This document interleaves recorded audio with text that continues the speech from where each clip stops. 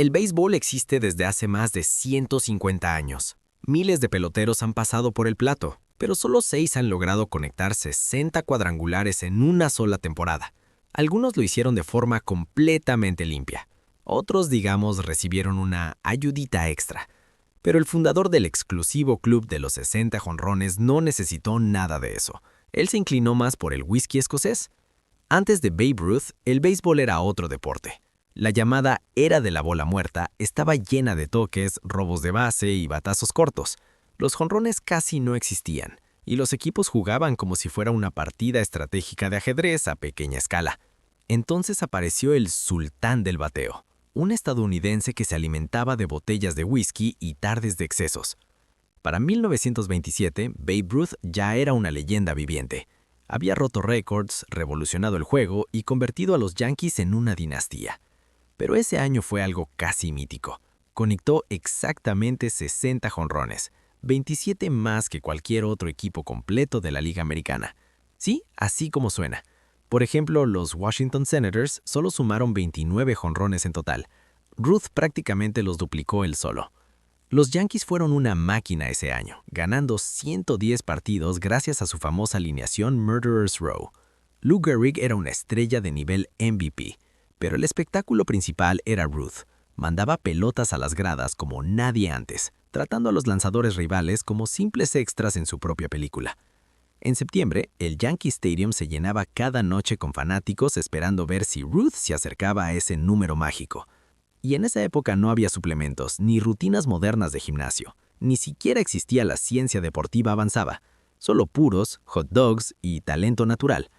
El 30 de septiembre de 1927, en uno de los últimos juegos de la temporada, Ruth se paró a batear contra Tom Zachary de los Senators. Ese lanzador pasó a la historia por ser quien permitió el jonrón número 60, un récord que duraría 34 años. Al cruzar el plato, cuentan que Ruth celebró de forma épica, consciente de que acababa de hacer algo histórico. Esta temporada cambió el béisbol para siempre. El estilo de juego pequeño empezó a desaparecer, y el poder se convirtió en la nueva norma. La gente quería ver cuadrangulares, y Ruth era el rey absoluto. Lo más increíble es que vivía como toda una estrella fuera del campo. Fiestas, cenas extravagantes y excesos, pero aún así dominaba el juego como nadie. Su marca se mantuvo intacta hasta 1961, cuando otro Yankee fue por el trono, Roger Maris. Ruth había iniciado la era del poder, y Maris tuvo que cargar con ese peso. Conectar 60 jonrones ya es difícil. Hacerlo en Nueva York, con toda la presión del mundo del béisbol y bajo la sombra de Ruth, es otra cosa. En 1961, Maris prácticamente se convirtió en el enemigo público número 1. Los Yankees volvieron a tener un equipo cargado de estrellas y sus dos grandes bateadores, Roger Maris y Mickey Mantle, estaban persiguiendo el récord. Maris era el tipo callado, sencillo, que no encajaba con el perfil clásico de una superestrella. Mientras tanto, Mantle era el favorito, carismático, talentoso y querido por todos, como lo había sido Ruth en su momento. Era un tipo bastante descontrolado fuera del campo. Los fanáticos de los Yankees lo adoraban, pero a Roger Maris no tanto. No era llamativo, no tenía carisma con la prensa y todo el tiempo lo comparaban con Mickey Mantle. Durante buena parte de la temporada, parecía que Mantle tenía más posibilidades de romper el récord de Ruth, pero en agosto, Maris lo dejó atrás definitivamente y ahí fue cuando empezó el verdadero problema. Al mundo del béisbol no le gustaba la idea de que Maris rompiera ese récord. Era un número sagrado para los Yankees y ahora este jugador tranquilo del Medio Oeste, que ni siquiera era el más popular de su equipo, estaba a punto de superarlo. Pero no iba a ser tan fácil. El comisionado Ford Frick, amigo cercano de Ruth, prácticamente cambió las reglas a mitad de temporada. Declaró que si Maris no llegaba a 60 jonrones en 154 juegos, la misma cantidad que jugó Ruth en 1927, su marca no sería considerada oficialmente igual. La prensa aprovechó eso al máximo, pintando a Maris como un retador indigno. La presión fue tan brutal que comenzó a perder cabello por el estrés. En el Yankee Stadium, los propios fanáticos lo abuchaban. Sí, abuchaban a su propio jugador por conectar jonrones. El 1 de octubre de 1961, en el último juego de la temporada, Maris se paró a batear y conectó su jonrón número 61 hacia el jardín derecho, rompiendo oficialmente el récord de Ruth. La reacción del público, bastante dividida. A diferencia de la celebración eufórica de Ruth en el 27, Maris recorrió las bases casi con timidez, como pidiendo disculpas, y luego se quitó la gorra en señal de respeto. Por culpa de la decisión de Freak, su marca quedó marcada con un asterisco por años. Muchos decían que no contaba de verdad. Tuvieron que pasar 3 décadas para que MLB reconociera oficialmente sus 61 jonrones como el récord legítimo. Pero para entonces, el daño ya estaba hecho. Maris nunca recibió el reconocimiento que merecía. No era un Yankee de toda la vida, no tenía el aura legendaria de Ruth, ni el carisma de Mantle, y después de 1961 jamás volvió a acercarse a ese nivel. Sin embargo, el tiempo pone todo en su lugar. Cuando llegó la era de los esteroides décadas después, esos 61 jonrones empezaron a verse mucho más puros y valiosos. Ahora avancemos a finales de los 90, cuando el béisbol vivió una explosión ofensiva brutal. Aquí entra el hombre que convirtió cada noche en un espectáculo de fuegos artificiales, Sammy Sosa. Solo 6 jugadores han alcanzado los 60 jonrones en una temporada, pero Sosa lo hizo 3 veces entre 1998 y 2001. Aún así, nunca terminó una temporada con el récord absoluto. En resumen, un bateador histórico, pero siempre en segundo lugar. Situamos el contexto. En 1998, el béisbol necesitaba ser rescatado. La huelga de 1994 había destruido el interés de los fanáticos. La gente estaba cansada de ver a dueños multimillonarios peleando con jugadores millonarios, y la asistencia a los estadios estaba por el suelo. Entonces aparecieron 2 figuras que lo cambiaron todo y devolvieron la emoción al juego, Sammy Sosa y Mark McGwire, convirtiendo cada partido en algo imperdible. El gigante primera base de St. Louis Cardinals y Sammy Sosa, el electrizante y exageradamente expresivo jardinero de los Chicago Cubs, se adueñaron del espectáculo. Durante un verano mágico, ambos estaban conectando jonrones a un ritmo absurdo. No era solo una competencia, parecía un reality show. Cada turno al bate en la segunda mitad de la temporada era imperdible, de esos que te hacen cambiar de canal sí o sí. Y si alguien no podía verlo en vivo, lo primero que hacía era revisar si Sosa o Mark McGwire habían vuelto a desaparecer la pelota. No importaba si eras fan de los Cardinals, de los Cubs o ni siquiera un seguidor fiel del béisbol, todo el mundo estaba pendiente. Sosa era el más carismático, sonriendo, saltando después de cada jonrón, recorriendo las bases como un niño en ligas pequeñas. Mientras tanto, McGwire era pura fuerza bruta, un verdadero monstruo al bate. En junio del 98, Sosa tuvo un mes histórico. Conectó 20 jonrones, algo que sigue siendo récord en MLB. Para septiembre, ambos ya habían superado los 50 cuadrangulares, y el mundo entero estaba pegado a cada aparición suya en el plato. El 12 de septiembre de 1998, Sammy Sosa entró al exclusivo club de los 60 jonrones. Wrigley Field explotó de emoción y Sosa celebró con su característico salto. Pero había un detalle importante. Mac McGwire ya había conectado su jonrón número 62 4 días antes, rompiendo oficialmente la marca de Roger Maris. Sosa terminó la temporada con 66 jonrones, una cifra que en cualquier otro año antes de 1998 lo habría convertido en el rey absoluto. Pero McGwire cerró con 70, y la increíble campaña de Sosa quedó en segundo plano. Y lo más loco es que la historia no terminó ahí. Al año siguiente, Sosa volvió a hacerlo, 63 jonrones en 1999, y en 2001 repitió otra vez con 64.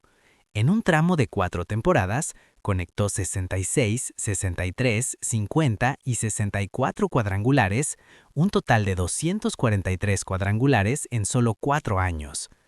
Aún así, nunca terminó liderando el récord histórico en una temporada. En 1999, McGwire volvió a superarlo con 65, y en 2001 apareció un nuevo monstruo, pero esa es otra historia. Claro, no se puede hablar de Sosa sin mencionar el gran tema incómodo, los esteroides. La persecución del récord de jonrones prácticamente salvó al béisbol. Y si somos sinceros, muchos dirían que esa fue una de las épocas más entretenidas del deporte. ¿Era natural todo eso? Probablemente no. Sosa pasó de ser un bateador de 30 jonrones a una máquina de 60 prácticamente de la noche a la mañana. Su físico cambió, su poder explotó, y todos sabemos que no fue solo gracias a batidos de proteínas y más práctica de bateo. En 2003, incluso fue sorprendido usando un bate alterado, con corcho, lo que solo aumentó las sospechas alrededor de su carrera. Su caso se complicó aún más cuando fue vinculado al escándalo de sustancias para mejorar el rendimiento. Desde entonces, su legado recibió un golpe durísimo. Sammy Sosa nunca ha admitido nada y sigue defendiendo que jugó limpio, pero el béisbol no lo ha recibido con los brazos abiertos. Los Chicago Cubs se han distanciado, y a pesar de sus números impresionantes, su entrada al Salón de la Fama parece muy poco probable. Aún así, Sosa era puro espectáculo. Su forma de jugar, los saltos, los golpes en el pecho, la energía, hacía del béisbol algo divertido de ver. Y dentro del club de los 60 jonrones, es el único que lo logró 3 veces, sin quedarse nunca con el récord porque Mark McGwire siempre terminaba robándose el protagonismo. Y hablando de McGwire, este tipo destruía pelotas como si fuera un videojuego con trucos activados. Big Mac se convirtió en una máquina imparable. Incluso ya en sus 30s, los lanzadores tenían 2 opciones: rezar o ver cómo la pelota desaparecía por encima del jardín izquierdo. En 1998, como mencionamos antes, tuvo una de las temporadas más inolvidables de la historia. Pero ya antes era temido. En 1997 lideró la liga con 58 jonrones, y desde su año de novato en 1987, cuando conectó 49, ya se sabía que tenía poder histórico. Lo que nadie imaginaba era que convertiría toda una temporada en una explosión total. La rivalidad entre Mac McGwire y Sammy Sosa fue un choque de estilos. McGwire era puro poder, sin adornos, con una postura rígida, casi como un personaje de caricatura. El 7 de septiembre de 1998 igualó el récord de 61 jonrones de Roger Maris. Solo necesitaba uno más. Al día siguiente, 8 de septiembre, se paró a batear contra Steve Traxel de los Cubs y en el primer lanzamiento conectó un misil hacia el jardín izquierdo. Un batazo que salió del estadio en cuestión de segundos. El récord más sagrado del béisbol ya era suyo. El estadio explotó. Todos enloquecieron. Incluso Sosa, su rival directo, salió corriendo desde el jardín para abrazarlo. Fue un momento de película. Pero McGwire no se detuvo. En las últimas semanas de la temporada siguió castigando lanzamientos y aumentando la marca. El último día del año conectó 2 jonrones más, cerrando con 70 cuadrangulares. Se convirtió en el primero en alcanzar esa cifra en una sola temporada. Los fanáticos apenas podían creer lo que estaban viendo. Y en 2001 volvió a hacer locuras. No llegó a 70, pero pegó 65. En solo 2 años, acumuló 135 jonrones. Números que parecen sacados de un videojuego. Claro, su récord no duró mucho. Apenas 3 años después, alguien lo destruyó completamente. El legado de McGwire es complicado. Fue un ícono, un espectáculo, pero también está marcado por la forma en que consiguió esos números. Y ahora entramos al siguiente nivel, Barry Bonds. Si la historia del béisbol fuera una película, lo de Bonds en 2001 sería como la llegada del villano final. Un tipo que hizo ver pequeños a todos los que vinieron antes. La versión de la MLB de Thanos. Destruyó récords, intimidó a cualquiera que dudara de él y en 2001 tomó el récord de 70 jonrones y prácticamente se burló de él. Pero antes de hablar de esa temporada, hay que dejar algo claro. Barry Bonds ya era uno de los mejores jugadores de todos los tiempos. Tenía 3 premios MVP, 494 jonrones de por vida, 8 guantes de oro, 471 bases robadas y un nivel ofensivo simplemente ridículo incluso antes de hacer historia. El OPS, bueno, mejor ni hablar.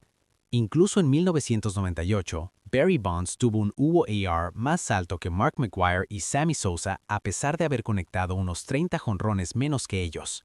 Era un jugador completo, velocidad, poder, defensa y prácticamente imposible de dominar desde el montículo.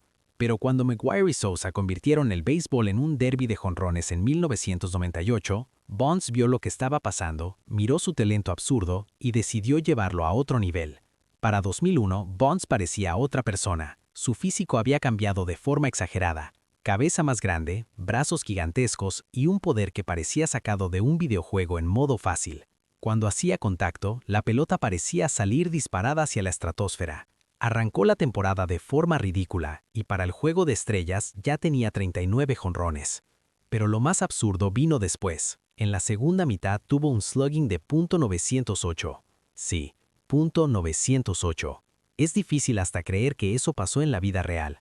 Cuando llegó septiembre, estaba claro que los 70 jonrones eran alcanzables, y el 5 de octubre de 2001 contra Los Angeles Dodgers conectó los jonrones 71 y 72, rompiendo el récord de McGwire.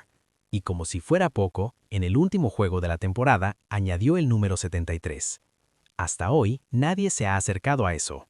Sus números en 2001 parecen irreales. 73 jonrones, promedio de .328, OPS de 1379, ni siquiera el más alto de su carrera, 177 bases por bolas y un slugging de .863. Nunca antes ni después se ha visto algo así. Pero claro, hay un contexto. Para 2001, los rumores sobre el uso de sustancias ya eran acusaciones abiertas. Su entrenador, Greg Anderson, estaba vinculado al laboratorio Balco, conocido por distribuir esteroides. Y la transformación física de Bonds era imposible de ignorar. En 2003, el escándalo explotó y Bonds quedó en el centro. En 2007, declaró que pudo haber usado sustancias sin saberlo, una explicación que muchos no creyeron. Aún así, dentro del terreno, era simplemente el bateador más temido de la historia. En 2004, recibió 120 bases por bolas intencionales, más que muchos equipos completos en toda una temporada. Ganó 4 premios MVP consecutivos, 2001-2004, sumando 7 en total, récord histórico. Su OPS de por vida, 1051, supera al de leyendas como Mickey Mantle, Hank Aaron y Ted Williams. Y aún con todo eso, no está en el Salón de la Fama. Los votantes han decidido dejarlo fuera, a pesar de que el béisbol se benefició enormemente de esa era y de que otros jugadores sospechosos sí han sido incluidos. El salón ya tiene figuras polémicas de distintas épocas. Entonces, la gran pregunta siempre queda en el aire. ¿Usó sustancias? Probablemente sí. ¿Habría sido un miembro del Salón de la Fama sin ellas? Casi seguro también. Amado u odiado, Barry Bonds tiene el récord de jonrones en una temporada y es muy difícil imaginar que alguien lo rompa algún día. Ni siquiera Aaron Judge, quien muchos consideran el rey del poder en la era limpia, ha podido acercarse a esa cifra. Si Bonds fue el villano definitivo del béisbol, entonces Judge podría ser otra cosa completamente distinta. Podría decirse que Aaron Judge es lo más cercano que hemos visto a un héroe clásico, imponente, humilde y con una imagen limpia. Un cañonero que rompió uno de los récords más icónicos del béisbol, al menos en la Liga Americana. Y aunque no llegó a 73, para muchos fanáticos, él es el verdadero rey del jonrón en una temporada. Pero aquí viene la pregunta incómoda. ¿Tú crees que Judge está completamente limpio? Volvamos a 2022. Judge ya era uno de los bateadores más poderosos del juego, pero nunca había logrado repetir aquella increíble temporada de novato con 52 jonrones. Ese año, además, estaba en año de contrato. Los New York Yankees le ofrecieron una extensión que muchos consideraron baja y él decidió apostar por sí mismo. Resultado, se convirtió en un monstruo. Para julio ya era evidente que algo grande estaba pasando. Pero esto no era como lo de Mark McGwire versus Sammy Sosa. No había rival. Judge estaba en su propia misión. Y aunque nunca se acercó a los 73 de Barry Bonds, lo especial de su persecución fue otra cosa. Se sentía auténtica. Por primera vez en décadas, alguien amenazaba los 60 jonrones sin estar rodeado de sospechas de esteroides, sin polémicas, sin asteriscos. El 4 de octubre de 2022, en el juego 161, Judge conectó su jonrón número 62, rompiendo el récord de la Liga Americana que había establecido Roger Maris 61 años antes. Y aquí viene lo interesante. Mucha gente reaccionó como si hubiera roto el récord absoluto. Incluso Roger Maris Jr. salió públicamente a decir que esos 62 jonrones eran el récord limpio, insinuando que los 73 de Bonds estaban manchados. Judge, fiel a su estilo, nunca entró en esa discusión, no desacreditó a nadie, simplemente hizo su trabajo y dejó que el debate lo tuviera el público. Más allá del tema de las sustancias, su temporada fue impresionante por otra razón. Ocurrió en una era ofensiva mucho más difícil. El picheo es más dominante, hay más ponches y el juego ha cambiado. Aún así, Judge terminó con promedio de 311, 62 jonrones y un OPS de 1.111, números que parecen fuera de lugar en la era moderna. Ganó el MVP de la Liga Americana de forma aplastante y se consolidó como la cara del béisbol. Y luego vino la recompensa. Los Yankees abrieron la chequera, le dieron un contrato de 9 años y $360 millones y lo nombraron capitán del equipo, el primero desde Derek Jeter. Ahora bien, su temporada de 62 podría ser la última de 60 jonrones que veamos en mucho tiempo, aunque volvió a acercarse con otra gran campaña recientemente. El juego ha cambiado, los lanzadores son mejores que nunca, hay más especialización, más velocidad, más estrategia y aunque el jonrón sigue siendo clave, ya no se persigue de la misma manera que antes. La gran pregunta queda abierta. ¿Cuánto tiempo pasará hasta que alguien vuelva a conectar 60 jonrones?